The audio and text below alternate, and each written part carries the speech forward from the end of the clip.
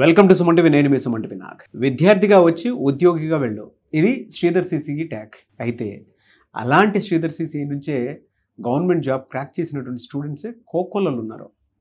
అందులో especially RRB ఏఎల్పీలో select అయినటువంటి students ఈరోజు మనతో పాటు వాళ్ళ సక్సెస్ స్టోరీని షేర్ చేసుకోవడానికి సుమన్ టీవీ దాకా రావడం జరిగింది. అయితే ఒక గవర్నమెంట్ జాబ్ క్రాక్ చేయాలి అని అంటే ఒక స్టూడెంట్కి ఉండాల్సినటువంటి లక్షణం ఏంటి, దేని మీద ఎక్కువ పట్టు సాధించాలి, అట్ ద సేమ్ టైం ఒక రైట్ ఇన్స్టిట్యూట్ చూస్ చేసుకోవాలి అని అంటే ఏం ఉండాలి, అండ్ ప్రతి ఒక్కరి జర్నీలోనూ తెలియకుండానే ఒక్కొక్కరికి ఒక 1 year టైం పడుతుంది, 2 years పడితే, కొంతమంది 5 years పడుతూ ఉంటుంది. ఈ జర్నీ ప్రాసెస్ని ఏ విధంగా క్యాలిక్యులేట్ చేసి మళ్ళీ బౌన్స్ బ్యాక్ అవ్వాలి అని చేసి ప్రతి ఒక్కరి జర్నీలో, స్టూడెంట్ జర్నీలో ఏం జరిగిందో చేసి చూపించి సక్సెస్ అయినటువంటి వాళ్ళ స్టోరీని మీ ముందు తీసుకురావటం ప్రధాన లక్ష్యం. దాని నుంచి మీరు నేర్చుకొని ఫర్దర్గా మీ జీవితంలో ఎక్కడన్నా తప్పులు దొరుకుతుంటే వాటిని ఏ విధంగా సరి చేసుకోవాలనేటువంటి విషయాన్ని అర్థమయ్యేలా చెప్పటమే ఈ ఎపిసోడ్స్. అందులో భాగంగానే 3rd ఎపిసోడ్ ఇది. విద్యార్థిగా వచ్చి ఉద్యోగిగా వెళ్ళు, శ్రీధర్ సిసి ట్యాగ్ తోటి. సో ఈరోజు మనతో పాటు శ్రీధర్ సిసి నుంచి రవికుమార్ అనే అబ్బాయి, ఆర్ఆర్బీ ఏఎల్పీ జాబ్ క్రాక్ చేసినటువంటి అబ్బాయి, అతని లైఫ్లో ఏం జరిగిందనేది వారి మాటలో నేను తెలుసుకున్నాం. హలో రవికుమార్ గారు. Hello sir. చాలా మందికి ఉంటుందండి, అంటే గవర్నమెంట్ జాబ్ క్రాక్ చేయాలి అనుకునేటువంటి ఆలోచన. బట్ మీలాంటి స్టూడెంట్స్ ఇవాళ మీరు ఇక్కడ ఈ విధంగా కూర్చొని ఉన్నారు, కానీ నవ్ ఎవరే public sector person, government employee. ఒక స్టూడెంట్కి ఇప్పుడున్న జనరేషన్లో గవర్నమెంట్ జాబ్ క్రాక్ చేయడం అంటే అంత చిన్న ఈజీ విషయం కాదు సార్. సో మీ లైఫ్ స్టైల్ దాని గురించి కనుక మనం చూసుకుంటే, డిగ్రీ తర్వాత అంటే 2018లో మీరు పాస్ అవుట్ అయ్యింది, దాని తర్వాత నుంచి అసలు మీ లైఫ్లో ఏం జరిగింది, మీ ఫ్యామిలీ బ్యాక్గ్రౌండ్ ఏంటి? బేసిక్గా మాది ఫార్మర్ ఫ్యామిలీ సార్. మా భద్రాద్రి కొత్తగూడెం డిస్టిక్, జుల్లూరుపాడు మండలం పక్కన చిన్న గ్రామం సార్. ఒక 500 గడపలు ఉంటాయి. అన్నార్పాడు అనే గ్రామం సార్. మా father name Shankar sir, mother Parvati and brother Vinod Kumar. 2018లో నా ఐటీఐ కంప్లీట్ అయింది సార్. 2018 కంప్లీట్ అయిపోయిన తర్వాత మా అన్నయ్య ఇక్కడ ఐటీఐ మాత్రమే చదువుకున్నారు మీరు? 10th, ఇంటర్, దాని తర్వాత ఐటీఐ సార్. దాని తర్వాత అప్రెంటిస్షిప్ చేస్తే బాగుంటుంది, ఇలా రైల్వేస్లో నోటిఫికేషన్ వస్తుంది, త్రూ అప్రెంటిస్షిప్ అయితే ఈజీగా ఉంటుంది అనేసి అప్రెంటిస్షిప్ చేయించింది సార్. 18 నుంచి 19 వరకు అప్రెంటిస్షిప్ సార్. దాని తర్వాత వచ్చి కోచింగ్ తీసుకుందాం అనుకుంటే ఆ టైంలో కోవిడ్ టైము. దాని తర్వాత ఇంటికి వెళ్ళాల్సి వచ్చింది. ఒక 2 లాక్డౌన్స్ వరకు ఇంట్లోనే ఉన్నాం సార్. దాని తర్వాత మళ్ళీ ఇలా ఉంటే, అంటే ఫాదర్ ఎలాగో ఫార్మర్, మనం కూడా అదే ఆప్షన్లోకి వెళ్తే బాగోదు అన్నట్టుగా ఏదో ఒకటి చెయ్యాలి అన్న మోటివేషన్తో, ఓన్ మోటివేషన్తో హైదరాబాద్ వచ్చి ఇక్కడ ప్రిపరేషన్ స్టార్ట్ చేసింది సార్. అంటే ఓన్ ప్రిపరేషన్ ఫస్ట్. దాని తర్వాత గ్రూప్ డి ఎగ్జామ్ ఉండే సార్. గ్రూప్ డి ఎగ్జామ్ ఓన్గా రాస్తే అది క్రాక్ అవ్వలేదు. దాని తర్వాత ఇక ఎంత ఓన్ ఉన్నా మనకి ట్రిక్స్ తెలియదు, ఎలా అటెంప్ట్ చేయాలి, బేసిక్ ఆ స్టైల్స్ కొన్ని ఉంటాయి కదా సార్, ట్రిక్స్, అది కొంచెం ఇబ్బందిగా అనిపించి దాని తర్వాత 23లో శ్రీధర్ సిసిలో జాయిన్ అయింది సార్. అప్పుడే ఫ్రెష్లీ బ్యాచెస్ స్టార్ట్ అవుతున్నాయి. నాది 2nd బ్యాచ్. అయితే 2023లో జాయిన్ అయ్యి దాని తర్వాత నుంచి 24లోనే ఏఎల్పీ నోటిఫికేషన్ వచ్చింది సార్. అంటే 23 నుంచి వాళ్ళు చెప్పారు క్యాలెండర్, ఎవ్రీ ఇయర్ క్యాలెండర్ అంటే సరే అనేసి 24 జనవరిలో ఏఎల్పీ నోటిఫికేషన్ వచ్చింది సార్. ఈ ఫస్ట్ నోటిఫికేషను ఆర్ఆర్బీ నుంచి, అంటే క్యాలెండర్ నుంచి ఫస్ట్ నోటిఫికేషన్. ఎలాగైనా ఇందులోనే క్రాక్ చేయాలి, ఎందుకంటే నెక్స్ట్ వచ్చే నోటిఫికేషన్స్ అనేది నెంబర్ ఆఫ్ వేకెన్సీస్ అనేది తగ్గుతున్నాయి సార్. కాంపిటీషన్ అనేది పెరుగుతుంది, కానీ వేకెన్సీస్ అనేది తగ్గుతుంది. ఎలాగైనా ఈ నోటిఫికేషన్ మిస్ చేసుకోవద్దు అన్న పట్టుదలతో ఎలాగైనా క్రాక్ చేయాలి అన్నట్టుగా 3 stages సార్ ఏఎల్పీ అనేది. CBT1, CBT2 and CBAT, nothing but psychometric. దాని తర్వాత 23 నుంచి 24 వరకు శ్రీధర్ సిసిలో అంటే డైలీ టెస్ట్లు ఉండే సార్, మార్నింగ్ క్లాసు. దాని తర్వాత ఎగ్జామ్స్ మనం అంటే ల్యాప్టాప్స్ కూడా అంటే సిస్టమ్స్ వాళ్ళే ప్రొవైడ్ చేస్తారు సార్. స్టడీ హాల్స్ కూడా ప్రొవైడ్ చేస్తారు. చాలా కేర్ అండ్ రెస్పాన్సిబుల్గా ఫీల్ అయ్యారు సార్ శ్రీధర్ సిసి వాళ్ళు ప్రొవైడ్ చేసిన సిస్టమ్స్లోనే ఎగ్జామ్స్ రాసుకునేది. దాని తర్వాత evening explanation, everyday exam and everyday explanation. ఈ ప్రాసెస్లో అంటే రెగ్యులర్గా ఉంటుంది. సైకలాజికల్ ఫీలింగ్స్ అయితే ఎక్కడెక్కడ మారుతూ ఉంటాయి. పేరెంట్స్ ఫార్మర్స్ అంటున్నారు, అన్ని డేస్ మనీ పెట్టాలి అని అంటే ఎవ్రీ మంత్ హాస్టల్కి మనీ పే చేసుకోవాలి అంటే కష్టం. ఈవెన్ రూమ్లో ఉన్నా సరే కాస్ట్ ఆఫ్ లివింగ్ పెరుగుతూ ఉంటుంది. మనకు కొంచెం కాఫీలు టీలు తాగాలన్నా కూడా లేదు, బయటకు వచ్చి చదువుకోవాలనుకుంటే 10 మంది తిరిగే చోట. ఎందుకంటే నేను కూడా అది ఫేస్ చేశాను శ్రీధర్ సిసిలో కాబట్టి నేను కూడా శ్రీధర్ సిసి స్టూడెంట్ కాబట్టి నేను చెప్తున్నాను. అంత నేను చూశాను కాబట్టి ఎలా మేనేజ్ చేసేవాళ్ళు? మీ మానసిక పరిస్థితి అసలు ఏ విధంగా ఉండేది అప్పుడు? సార్ ఇక ఫార్మర్స్ అంటే ఇక తప్పదు సార్. ఫైనాన్షియల్ స్ట్రగుల్ అనేది కామన్ అది. మీరేం చూసారు అసలు? ఇంట్లో మీ పరిస్థితి ఎలా ఉండేది?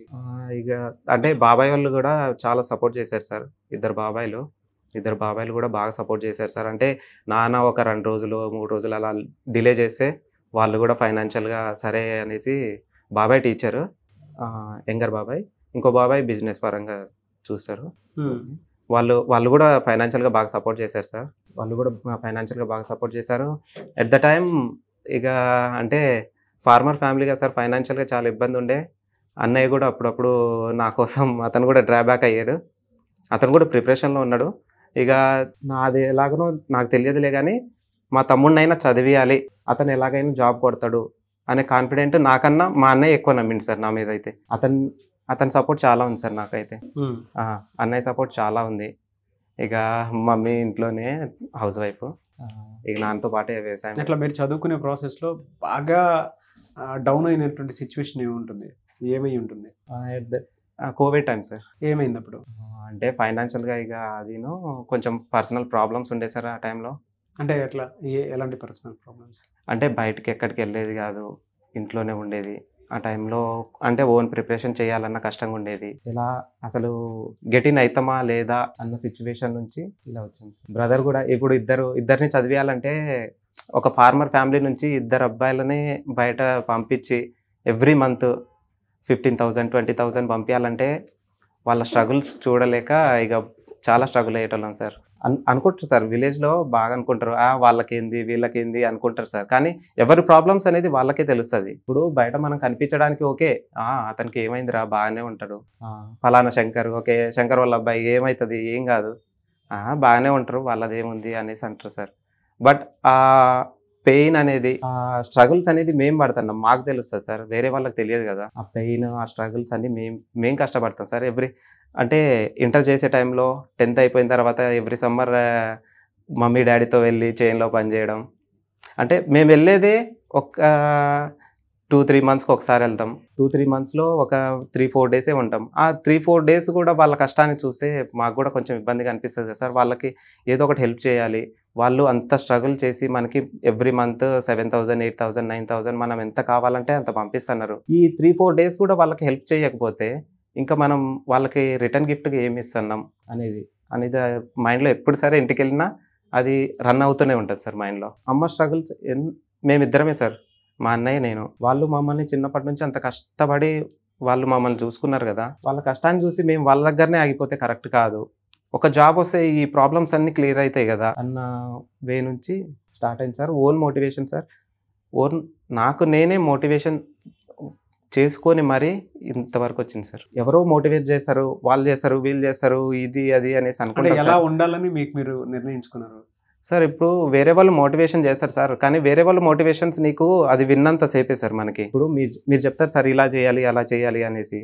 అది ఎంతసేపు అంటే సార్ మీ దగ్గర నుంచి విన్న తర్వాత ఒక 10 minutes, 15 minutes అనిపిస్తుంది. ఓకే సార్ ఇలా చెప్పారు, ఇలా చేయాలి, అలా చేయాలి, అలా చేస్తే సక్సెస్ వస్తుంది, ఇలా చేస్తే సక్సెస్ వస్తుంది. అదంతా కాదు సార్. మనం లాంగ్ టర్మ్లో కూర్చుంటున్నాం సార్. ఇప్పుడు దగ్గర నేను కూర్చొని 4 years sir. 4 years every day ఒక పర్సన్ నన్ను మోటివేట్ చేయాలంటే కుదరని పని సార్. మనం మోటివేట్ అయ్యి, ఇది ప్రిపరేషన్ సార్. ఇదేమో మనం ఫిజికల్గా చేసే పని కాదు, మెంటల్గా చేసేది కాబట్టి మనం మోటివేట్ అయ్యి ప్రిపరేషన్ స్టార్ట్ చేస్తేనే అయ్యే ఎగ్జామ్స్ సార్ ఇవి. Competitive nothing but RRB, A competitive exam అయినా మనమే మోటివేట్ అయితేనే అది సక్సెస్ అనేది మన దగ్గరకు వస్తుంది సార్. ఏదో ఇవాళ స్టార్ట్ చేసి నాకు 1 monthలో సక్సెస్ కావాలి, 1 yearలో సక్సెస్ కావాలి అనుకుంటే కుదరని పని కాదు సార్. ఎందుకంటే ఇప్పుడున్న జనరేషన్లో కాంపిటీషన్ హెవీగా ఉంది. బయట కాంపిటీషన్ అసలు ఇమాజిన్ చేయలేం మనం, అంత కాంపిటీషన్ ఉంది. ఆ కాంపిటీషన్ని మనం అంటే ఓవర్కమ్ చేసి మనం అక్కడి వరకు వెళ్ళాలంటే మనం మోటివేట్ అయితేనే వస్తుంది సార్. ఆ విధంగా అనిపిస్తుంది. ఒక గవర్నమెంట్ జాబ్ క్రాక్ చేయాలంటే ఒక 4 skills ప్రతి స్టూడెంట్కి పలానా ఉంటేనే సక్సెస్ అవుతారని చెప్పడానికి ఏం చెప్తారు? ఒక 4 skills. నా motivation sir, own motivation, discipline. అంటే మనం ప్రాసెస్ అసలు ఎక్కడి నుంచి స్టార్ట్ చేయాలి, ఎలా చదవాలి, ఏ సబ్జెక్ట్ మనకి ఈజీ ఉంటుంది, ఎలా అసలు ఆ ప్రాసెస్లో కన్సిస్టెన్సీ ఈజ్ మెయిన్ సార్. ఇప్పుడు without consistency we can't do anything. ఎలా శ్రీధర్ సిసి ఆ విషయంలో, ఆ కన్సిస్టెన్సీ మెయింటైన్ చేసే విషయంలో ఎలాంటి హెల్ప్ చేసింది? వాళ్ళు చేసే స్ట్రగుల్స్ అంటే కోర్స్ మనం పే చేస్తున్నాం కాబట్టి ఓకే. బట్ అందరూ అలా అనుకుంటారు సార్. కానీ మనం పే చేసే దానికన్నా ఇంకెక్కువ ప్రొవైడ్ చేస్తారు సార్. ఎందుకంటే మనం పే చేసేది ఒక 10,000, 12,000, 15,000 అంతే పే చేస్తాం సార్. కానీ మనకి దగ్గర ఒక 3 మంత్స్, 4 మంత్స్ క్లాసెస్ చెప్పి దాని తర్వాత ఆ నోటిఫికేషన్ కంప్లీట్ మాకు 23లో అడ్మిషన్ సార్ నాది. ఇప్పటికీ మాకు గ్రూప్ డి ఎగ్జామ్ అనేది కాలేదు ఇంకా. మాకు ఫస్ట్ అడ్మిషన్ టైంలో మీకు ఎగ్జామ్స్ కంప్లీట్ అయ్యే వరకు మీకు labs, study halls, everyday explanation provide చేస్తామనేసి మాట ఇచ్చారు సార్. అదే మాట మీద వాళ్ళు ఉన్నారు సార్. అంటే 2 ఇయర్స్ మనం పే చేసింది జస్ట్ ఒక 15,000 పే చేసాం సార్. కానీ 2 ఇయర్స్ వాళ్ళు చెప్పాలంటే వాళ్ళ బిల్డింగ్ ఎక్స్‌పెన్సెస్, ఈ సిస్టమ్స్ ఇవన్నీ కంపేర్ చేసుకుంటే వాళ్ళకి అసలు heads up sir. Sridhar CC. Okay.